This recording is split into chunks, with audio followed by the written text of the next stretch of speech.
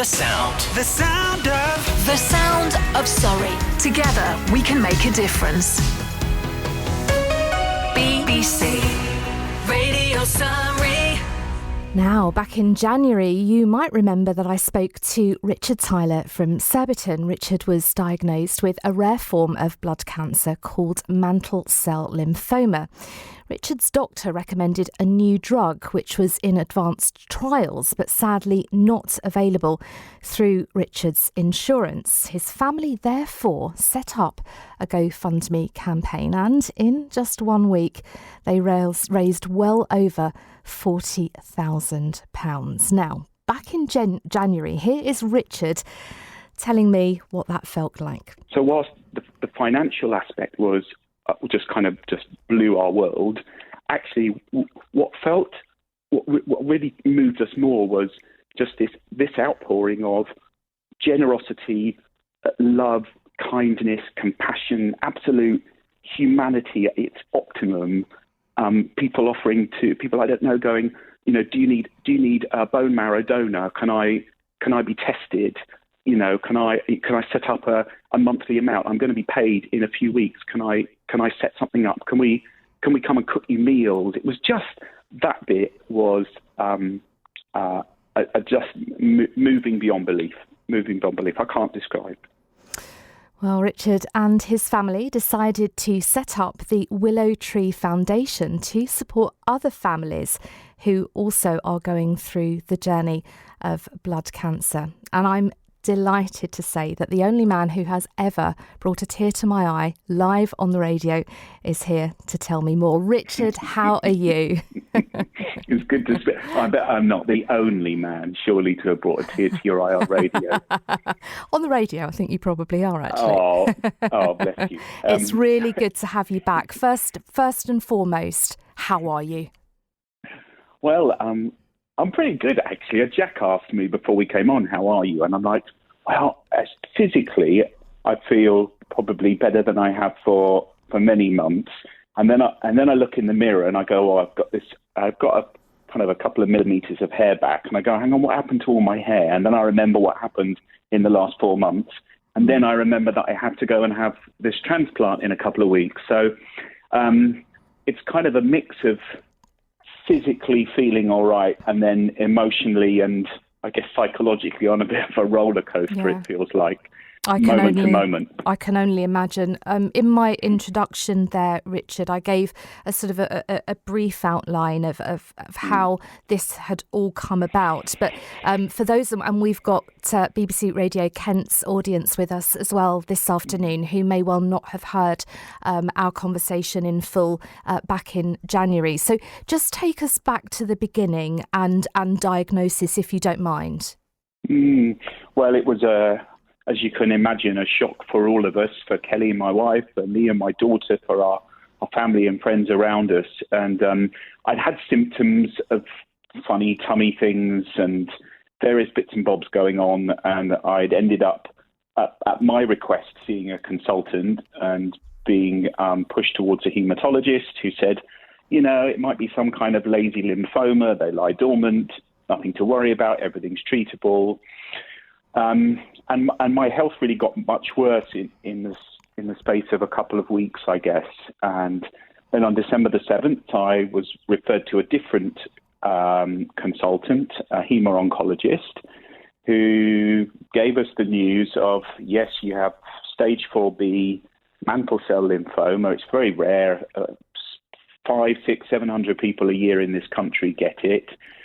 We need to start chemotherapy ideally today if we can, because it's very aggressive. It's a very aggressive cancer, and we need to treat it in the same aggressive manner that it is kind of ferociously moving through your body, I guess.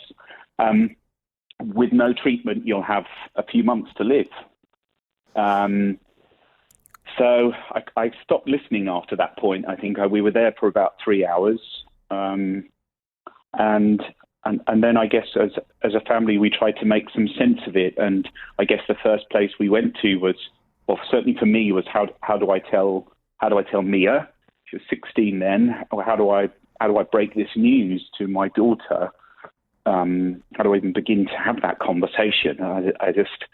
I could almost hardly accept the news myself, let alone share it with her. And I guess we also went into how will we cope? Both Kelly and I work for ourselves. We run our own small businesses. We're not really eligible for any funding. And at the same time, we don't have, a load of money sat in the bank. So we're like, how do we pay our mortgage? How do we pay our bills? How do we live? Because it was like we'd been chucked into this, what felt like a nightmare. We'd been dipped into it. The lights were turned out and we had to figure out how to almost navigate our way around this pitch black building. And it was a hard few weeks. Chemo did start in earnest a couple of days later, which was just before Christmas. And as you've already mentioned, Sylvia, I was offered a drug, or at least my consultant suggested that I find a way to have a particular drug called obinutuzumab, which was going to really help me in staying in remission and kind of changing my system at a molecular level, was going to increase the chances of us remaining in remission by 15%. Sadly, for the pleasure of having that drug was going to cost us 40 grand.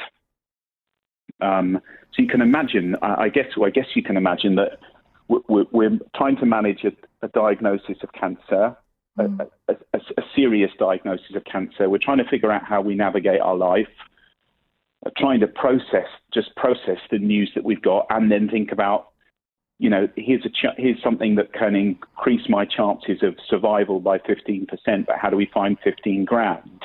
Yeah.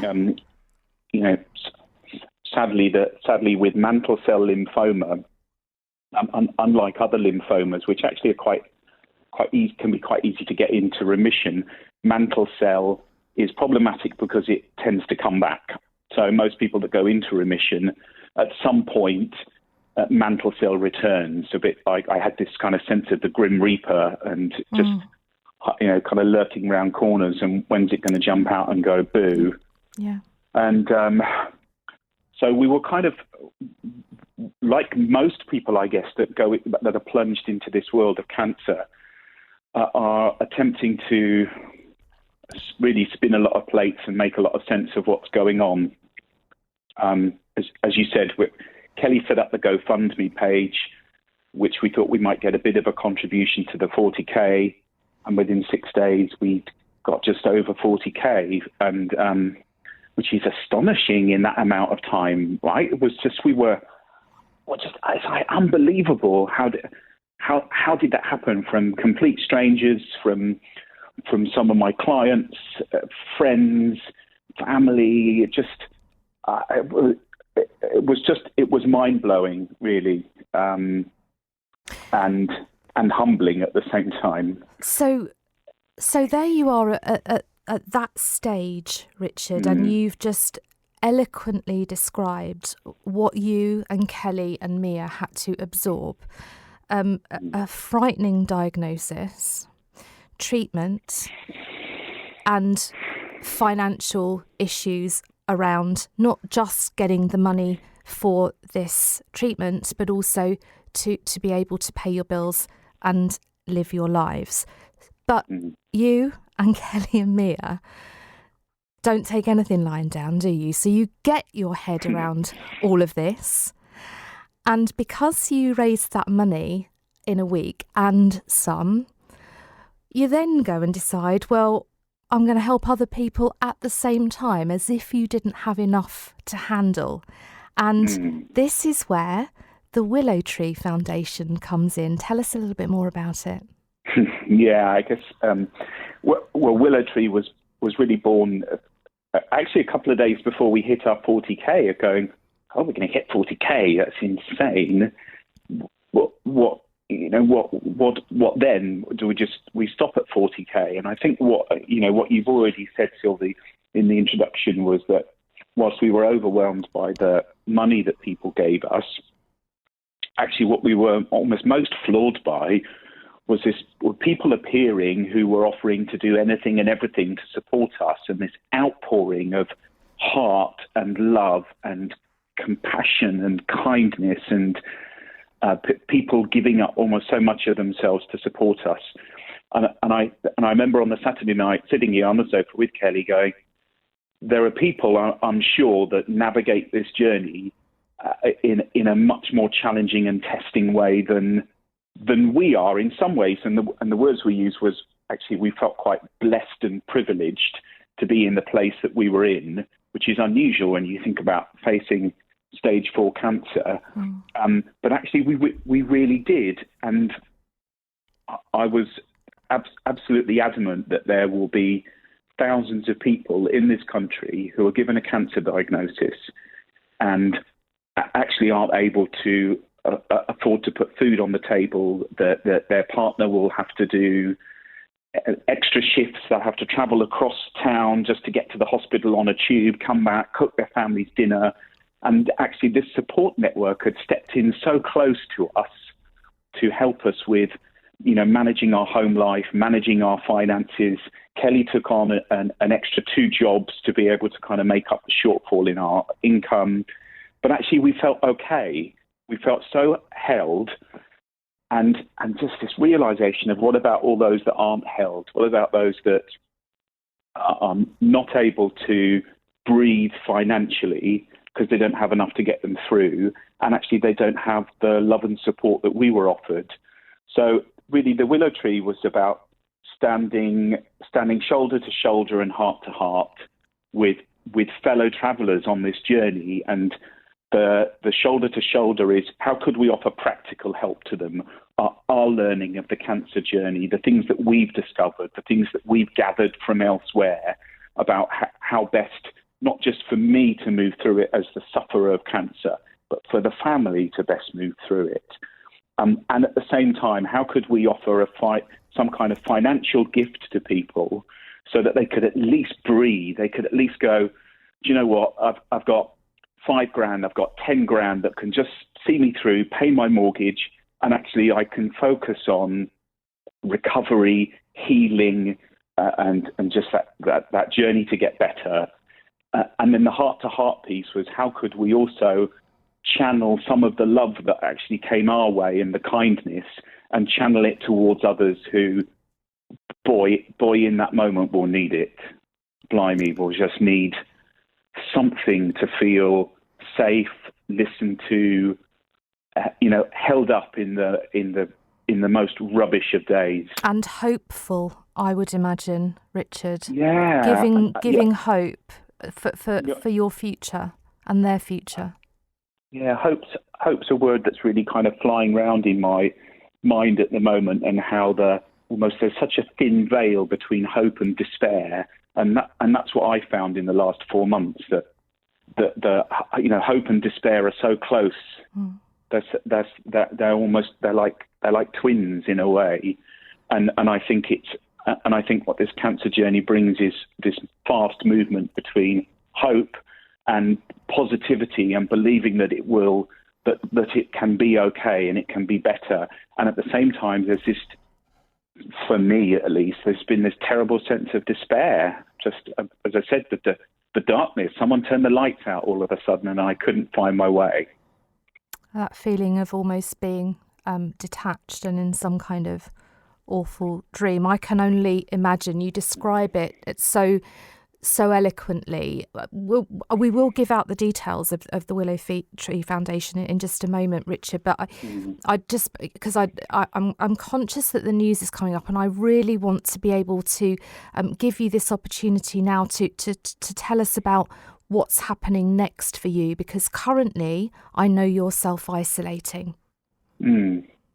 I am. So I have really the next step of mantle cell is once I guess what we haven't said is I got into remission after 8 weeks. So December the 7th got the news. February the 7th we got the news that I was in total remission.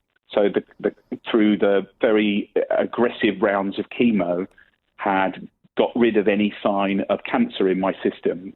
And then that's the optimum window then is to start to start the process for a bone marrow transplant, which really is my best chance of eradicating the toxins and the cancer in my body to ensure that it doesn't come back, to replace it with something that is healthier.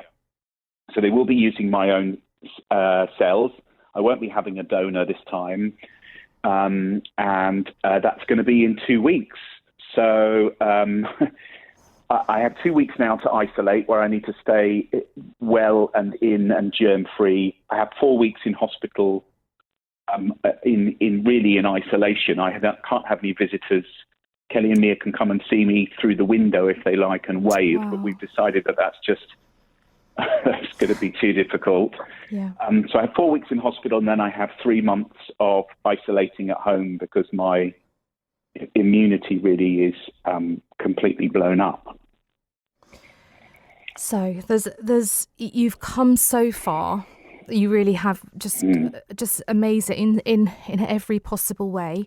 You still have this to go through, and it's huge for all of you.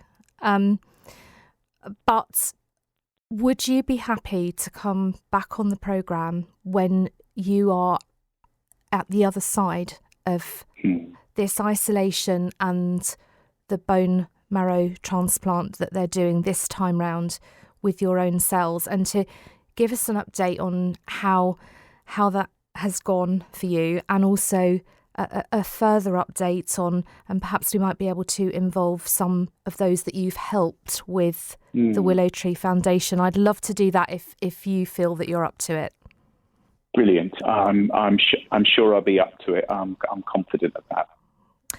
We're just sending you all of our love. We really, you should see Jack's little face through the glass in production, and I mean that. I wish you could see that. If anyone listening would like to donate, or anyone listening who is going through a journey of a type of blood cancer, or a family member, or they know a friend or whatever who could maybe benefit from the foundation that you've set up, what do they need to do? Okay, so the best place to head is to thewillowtreefoundation.com. From there, they can go straight to the Facebook group, which is active, has resources in it. We're kind of building a really neat support hub there. And so we're at 61,000 at the moment. So we're 21,000 to donate, and we've just we're in the process of setting up the charity. We're just starting to allocate the funds to families that have applied, and then the money will keep on building. We want to keep on moving forward with this. It's slow because we're trying to balance my health. But if people go to the willowtreefoundation.com, there's everything on there about donating, about finding families who want, when we have more money in the pot, to apply and join the Facebook group and get the resources, see the families who have already replied. There's some just deeply moving films and stories in there of people who have and are trying to get through this cancer journey in the best way possible. Well, I have been and will continue to follow you and Kelly and Mia every step of the way since January and moving forward. I will, of course, pop you back to producer Jack, who will book a date in for, a little while ahead once you're at the other side of all of this. And it will be so good to have you back and to be able, for you to be able to say to me, I've done that bit, Sylv. I'm through that bit, and we made it, and tell us more about the others that you're helping as well. Thank you for being so humble and telling your story the way you do, Richard. And we have literally everything crossed for you. So we're sending you the biggest love and hugs across the airways we possibly can, and give my love to Kelly and Mia as well. I will. Thank you for having me on. You're very kind, and your support means a lot.